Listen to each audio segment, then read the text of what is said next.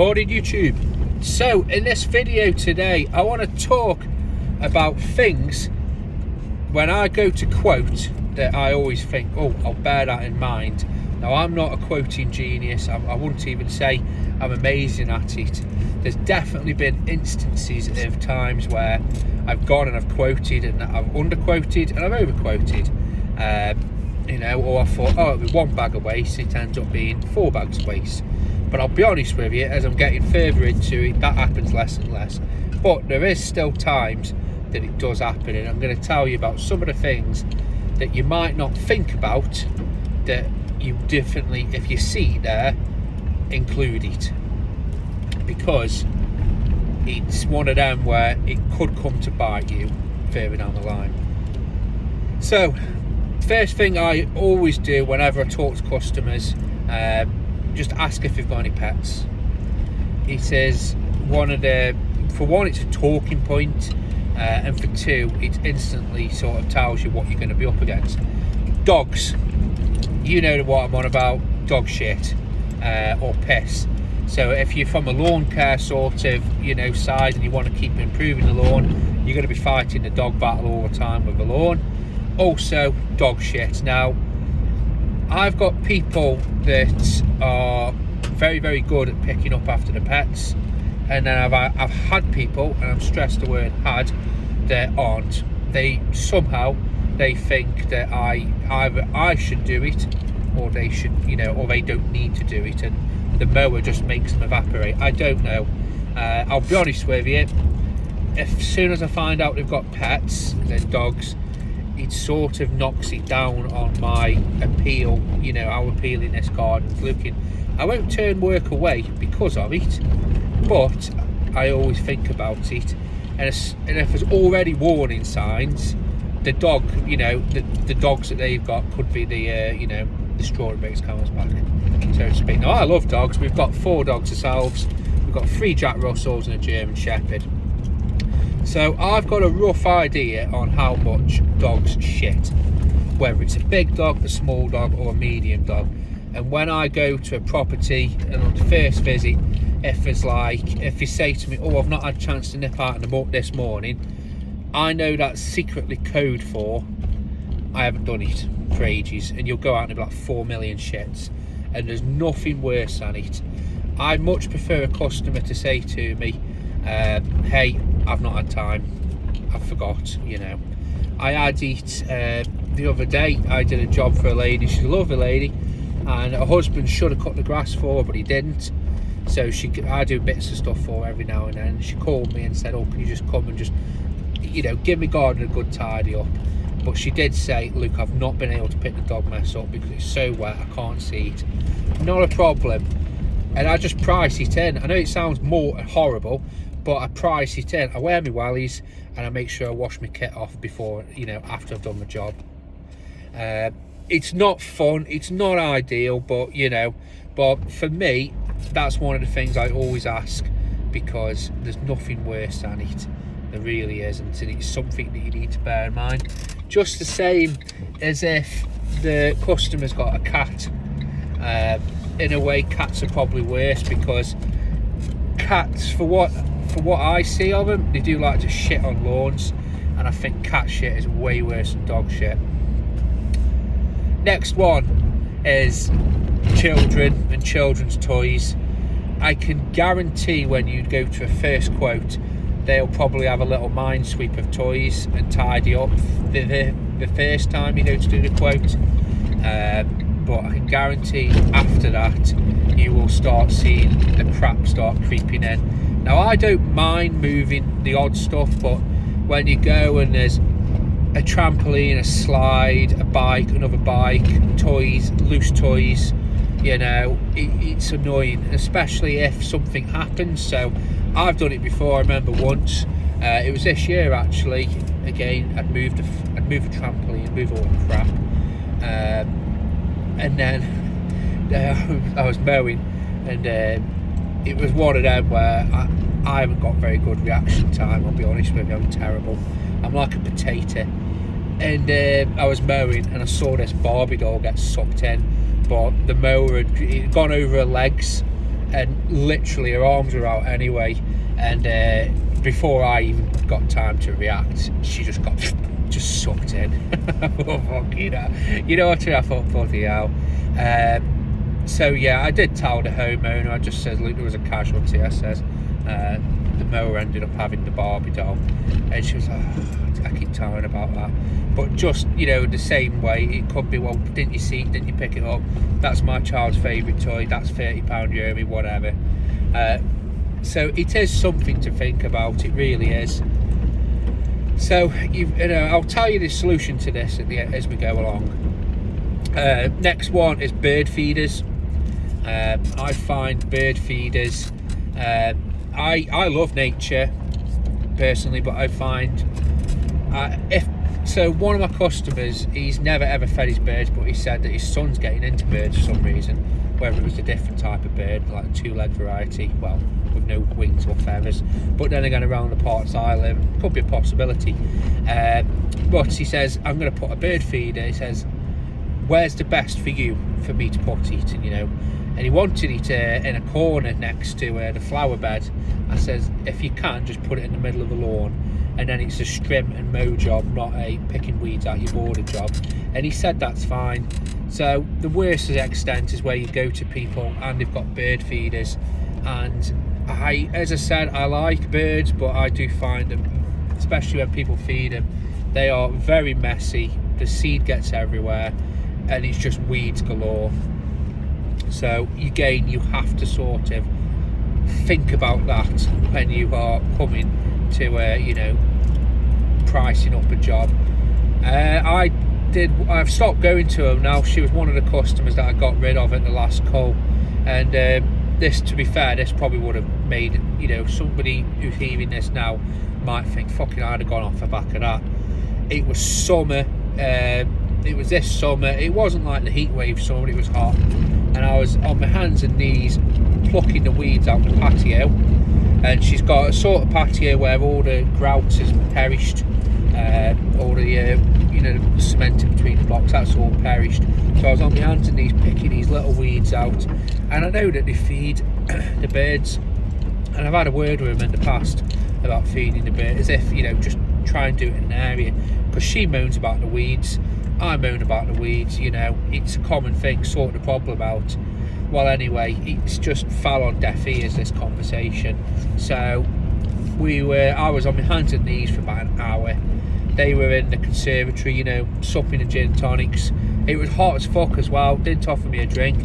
So, you know what I mean? I don't expect it, but I was already a bit cheesed off. And then the final straw come, I was getting paid, and the customer's husband opened the kitchen window and he had a plate full of birdseed and just dashed it all across the patio, straight across. And it was just like, he didn't mean it, you know, and that's him, that's them, you know, that's the way they like to live.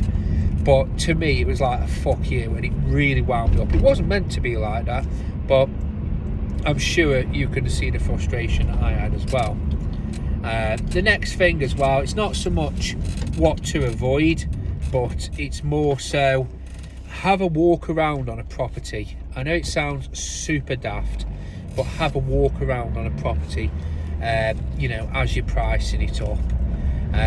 Physically walk it, because the amount of jungle gardens I've gone, I always try and walk and explore the jungle, because it's amazing what, you know, turns up, shall I say. So yeah, walk the garden, get the customer, you know, get customers used to a written quote as well. Admittedly, the quote is worth absolutely zero, but it's something, you know, it's something that you've got. It is. Another thing as well, this is just tips that I, you know, hopefully it'll help you, is just give the customer a text message after just going through the quote. So you don't need to go into mega detail, but, you know, if a customer wants a reduction on a hedge, just say, hi, it's Sam from SGM, not obviously change your name.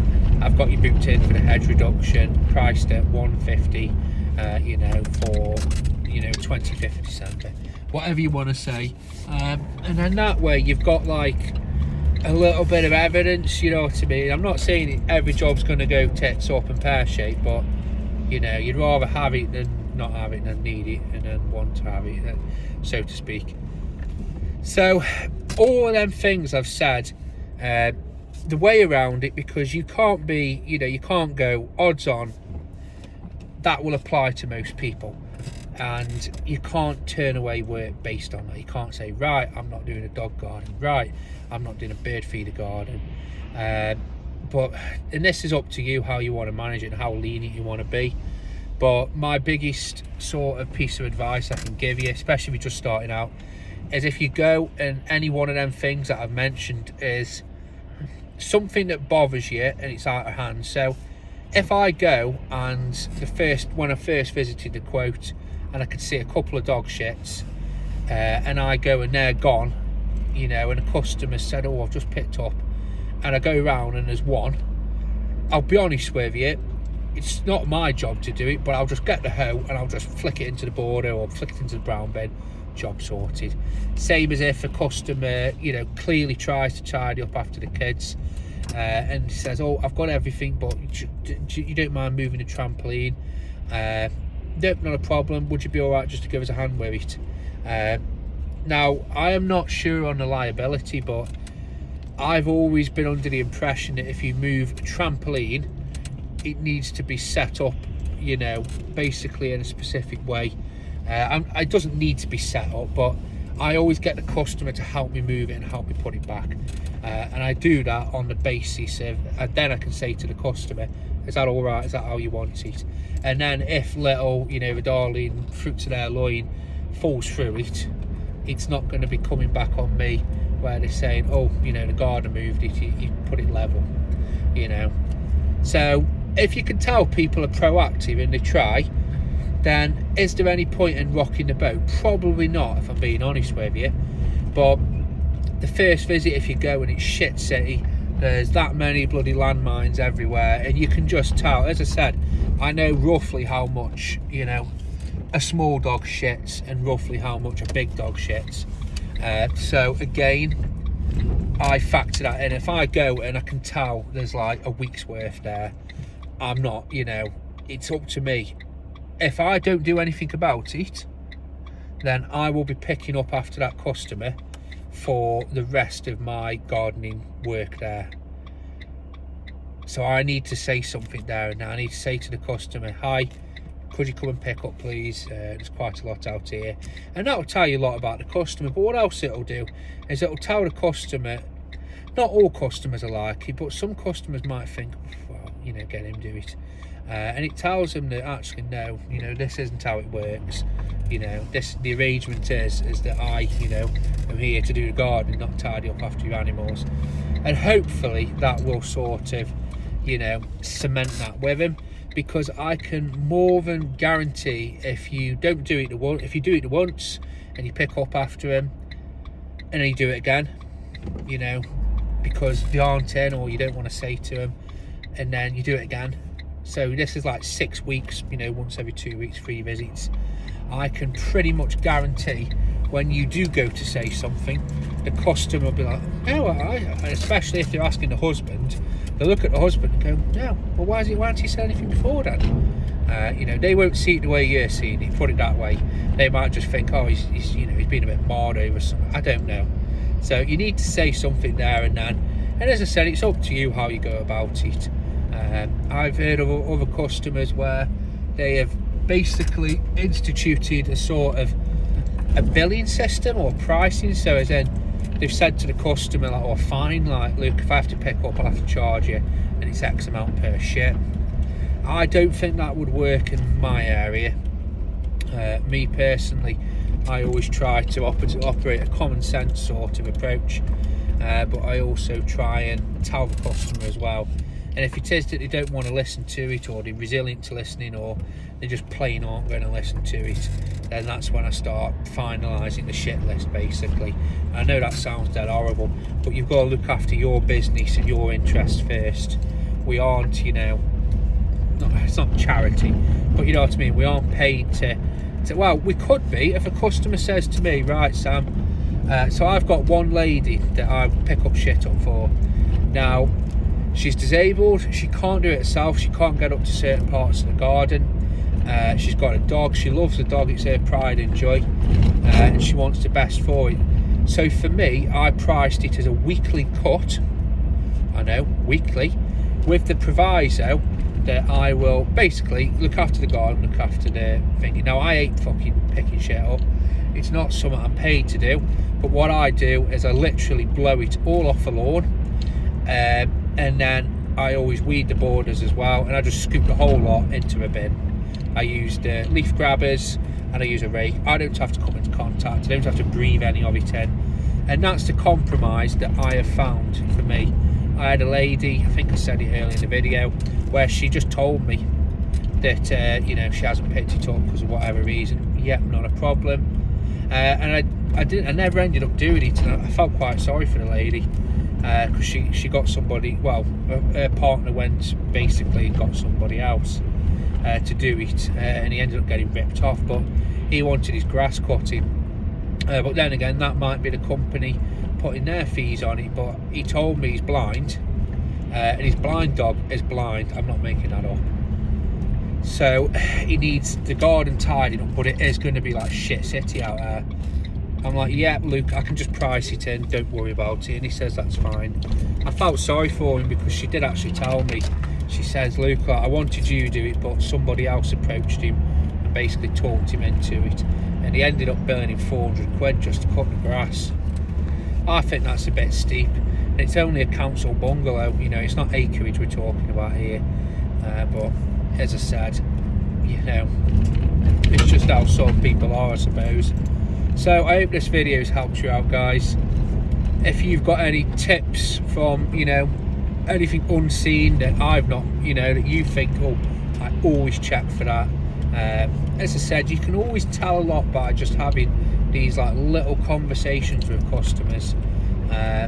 You know, as I said, even payment, I always try and make it easy for people. So I always just say to them, look, pay me with whichever way is easiest for you, as long as it's not a check. Well, as I said, most people are fine. So I hope this video has helped, guys. Have a good day.